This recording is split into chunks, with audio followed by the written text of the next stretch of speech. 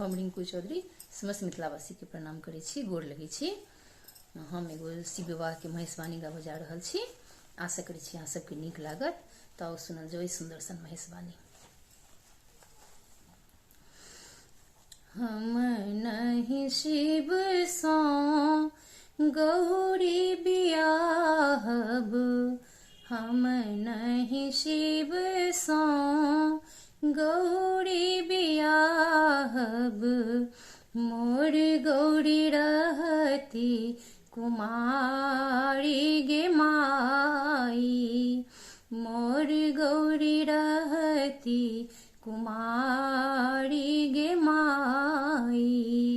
भूत प्रेत बड़ी याति अनलनी, भूत प्रेत बड़ी याति अनलनी, मोर धिया गेली डेराई गे माई, मोर धिया गेली डेराई गे माई।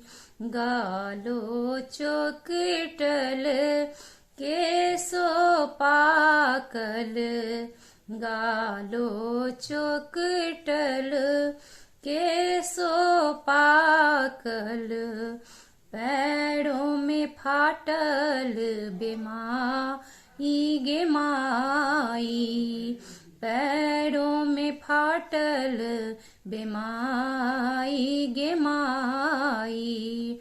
गौरी लये भागब, गौरी लये जायब, गौरी लये भागब, गौरी लये जायब, गौरी लये नैहर परब गे माई, गौरी लये नैहर परब गे माई।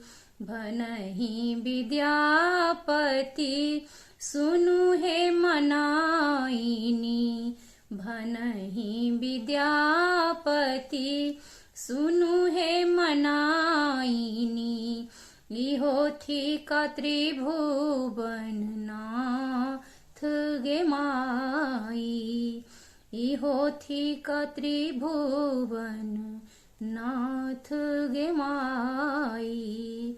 हम नहीं शिव सो गौरी बियाहब, मोर गौरी रहती कुमारी गे माई, मोर गौरी रहती कुमारी गे माई।